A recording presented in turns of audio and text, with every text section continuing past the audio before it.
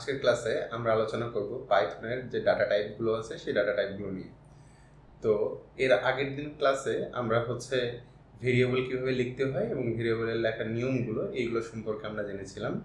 তো দেখেন, data type শেখার উদ্দেশ্য আমরা যখন কোনো ভেরিয়েবলকে ডিক্লেয়ার করতেছি, সেই ভেরিয়েবলের ভিতরে আমরা কোনো একটা ডাটাকে স্টোর করে রাখতেছি। তো আমি যদি বলি যে একটু কলমটা নেই,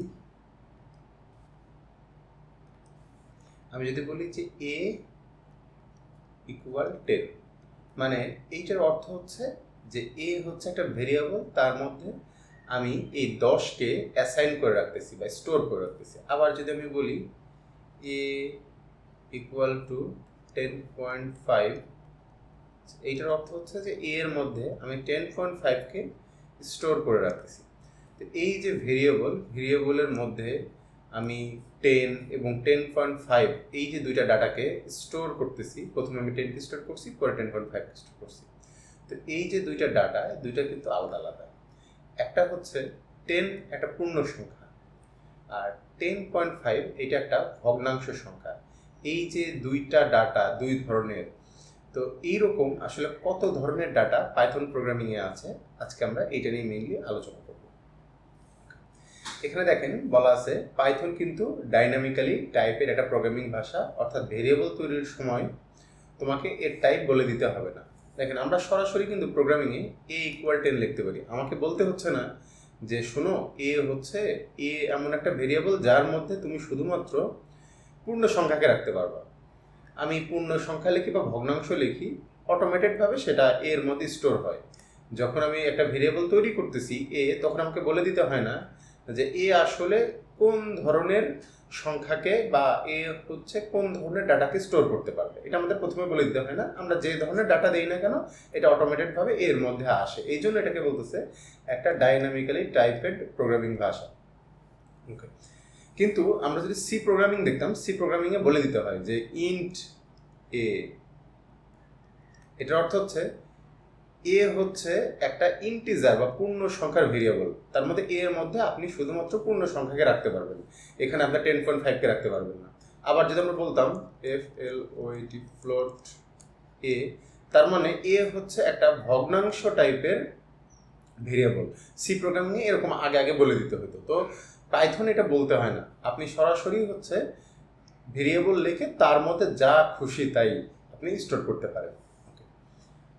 তো দেখেন, পাইথনে আসলে বেশ কয়েক ধরনের ডাটা নিয়ে আমরা কাজ করতে পারি।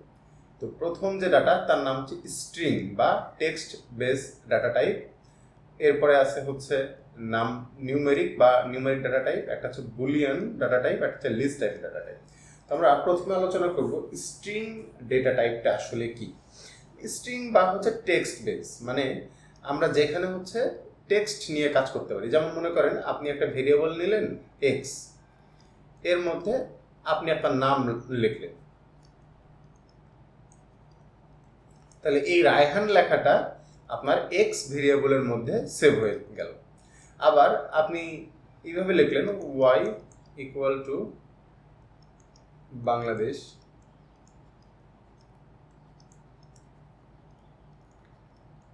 তার মানে এই বাংলাদেশ লেখাটা ওয়াই ভেরিয়েবলের মধ্যে সেভ হলো, বা ওয়াই এর যে মেমোরি, সেই মেমোরিতে বাংলাদেশ লেখাটা সেভ হয়ে থাকলো।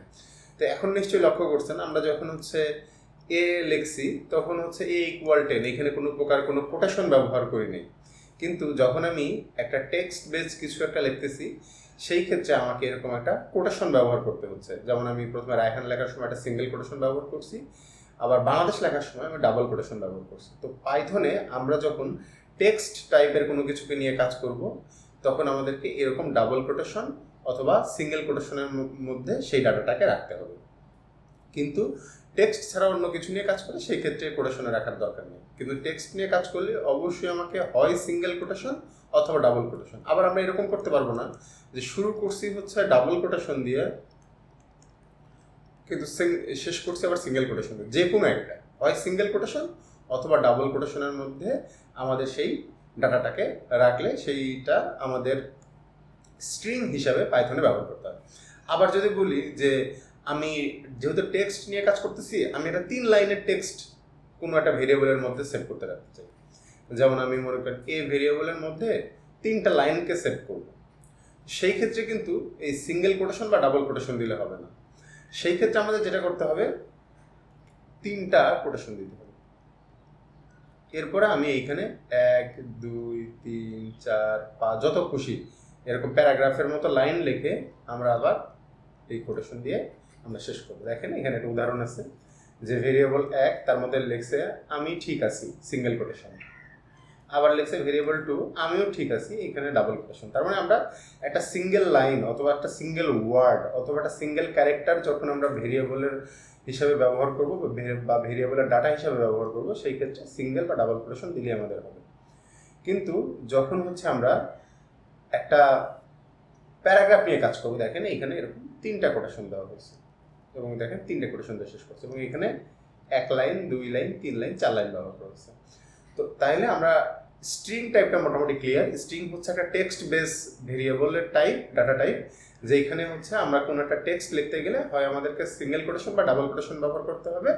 আর আমরা যদি চাই যে কোনো একটা প্যারাগ্রাফ বা লাইন বাই লাইন লিখতে চাই বা 2টা বা 3টা লাইন লিখতে চাই, সেই ক্ষেত্রে ভেরিয়েবলের নামের পরে ইকুয়াল দিয়ে আমাদেরকে এরকম 3টা কোটেশন দিতে হবে। তো এরকম বিভিন্ন ধরনের টেক্সট নিয়ে আমাদেরকে পাইথনে কাজ করতে হবে। আমরা নেক্সট ক্লাসে নিশ্চয়ই বিভিন্ন ধরনের টেক্সট নিয়ে আমরা কাজ করব। তো এখন আমরা আমাদের পরিচিত আরেকটা ডাটা টাইপ দেখি পাইথনে, সেটা হচ্ছে নিউমেরিক ডাটা টাইপ। আচ্ছা, নিউমেরিক মানে আমি তো বুঝি যে সংখ্যা নিয়ে যেখানে কাজ করে। তো পাইথনে 3 ধরনের সংখ্যা নিয়ে কাজ করা যায়। একটাকে আমরা বলতেছি ইন্টিজার সংখ্যা বা পূর্ণ সংখ্যা, একটা হচ্ছে ফ্লোট বা ফ্লোটিং পয়েন্ট নাম্বার বা দশমিক সংখ্যা, আর একটা হচ্ছে কমপ্লেক্স বা জটিল সংখ্যা। আমরা বিভিন্ন সময় উচ্চতার গণিতে বা ইন্টারমিডিয়েটের গণিতে আমরা এই কমপ্লেক্স নাম্বার নিয়ে কাজ করছি। তো আমরা জানি যে পূর্ণ সংখ্যা কি। পূর্ণ সংখ্যা তো যদি বলি a = 10, এই 10 হচ্ছে একটা পূর্ণ সংখ্যা। ওকে, এরপরে আমি যদি বলি v = 10.7, এটা হচ্ছে একটা ফ্লোটিং পয়েন্ট বা দশমিক সংখ্যা। আবার কমপ্লেক্স আমরা গণিতে পড়েছি এরকম যে একটা সংখ্যাকে তখন আমরা জটিল সংখ্যা বলি যে সংখ্যাটা যদি এরকম হয় 2 + 3i। তো এইটা হচ্ছে একটা জটিল সংখ্যা। প্রথম হচ্ছে একটা বাস্তব অংশ থাকে জটিল সংখ্যা, এটাকে আমরা বলি বাস্তব অংশ। আর এই i যুক্ত যে অংশটা, সেই অংশটাকে আমরা বলি কাল্পনিক অংশ বা অবাস্তব অংশ। তো এইটা নিয়ে একটা জটিল সংখ্যা তৈরি হয়, আমরা ম্যাথমেটিক্সে দেখেছি। তো এই ধরনের জটিল সংখ্যা নিয়েও আমরা এখানে কাজ করতে পারবো। তবে আমরা ম্যাথে যেরকম যে আই পড়েছি, কিন্তু পাইথনে জাস্ট পার্থক্য একটাই, 2 + 3 জে ব্যবহার করতে হবে আমাদেরকে। তো যে মানে বোঝাই হচ্ছে এইটা হচ্ছে অবাস্তব অংশ বা কাল্পনিক অংশ, এটা হচ্ছে বাস্তব অংশ। তো দেখি আমরা উদাহরণ, যেমন এজ = 18, এটা হচ্ছে একটা ইন্টিজার নাম্বার। আবার হাইট = 5.6, এটা একটা ফ্লোট নাম্বার। তারপর কমপ্লেক্স নাম্বার, এটাকে একটা কমপ্লেক্স নাম্বার বলতেছি। তো এই ধরনের নিউমেরিক্যাল ডাটা নিয়ে আমরা পাইথন প্রোগ্রামিংয়ে কাজ করতে পারবো। এরপরে আরেকটা বিশেষ ধরনের ডাটা আছে, ডাটা টাইপ, তাকে আমরা বলি বুলিয়ান ডাটা টাইপ। বুলিয়ান মানে হচ্ছে এটা কি সত্য না মিথ্যা, এটার 2টা রেজাল্ট, হয় সত্য না মিথ্যা। এই ধরনের ডাটাগুলোকে আমরা বলি হচ্ছে বুলিয়ান ডাটা। যেমন আমি যদি বলি a = ট্রু, এই ট্রুটা হচ্ছে একটা বুলিয়ান ডেটা। আবার যদি বলি c = ফলস, এইটা হচ্ছে একটা বুলিয়ান ডাটা। তার মানে বুলিয়ান ডাটা হচ্ছে মাত্র 2টা, একটা হচ্ছে ট্রু, একটা হচ্ছে ফলস। তো এইটা আমরা প্রোগ্রাম যখন করব তখন একদম ক্লিয়ার হবো। জাস্ট আমরা এখন জেনে রাখি যে বুলিয়ান নামের একটা ডাটা টাইপ আছে, সেইখানে 2টা মাত্র ডাটা, একটা হচ্ছে ট্রু, একটা হচ্ছে ফলস।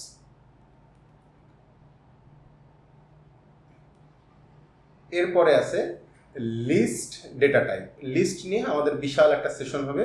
তো লিস্ট ডাটা টাইপ কেমন, মনে করেন আমাকে যদি বলে যে তুমি একটা ভেরিয়েবলের মধ্যে বাংলাদেশের যে ফলগুলো হয় বা বাংলাদেশের যে 6টা ঋতু, এই 6টা ঋতুকে স্টোর করে রাখো।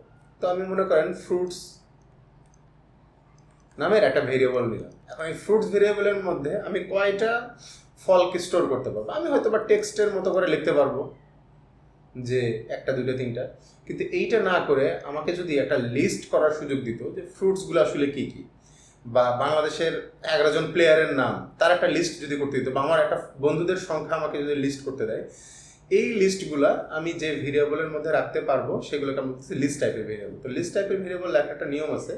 প্রথমে আমাদেরকে ফ্রুটস লিখতে হয়, ফ্রুটস হচ্ছে ভেরিয়েবলের নাম, আর লিস্টটাকে লিখতে হয় হচ্ছে এইভাবে, আমাদের প্রথমে এরকম একটা স্কোয়ার বা থার্ড ব্র্যাকেট দিতে হবে। এরপরে আমি মনে করেন লিখলাম ম্যাঙ্গো, এরপর আমি কোটেশন শেষ করলাম, এরপর আবার দিব কমা, এরপর লিখবো ব্যানানা,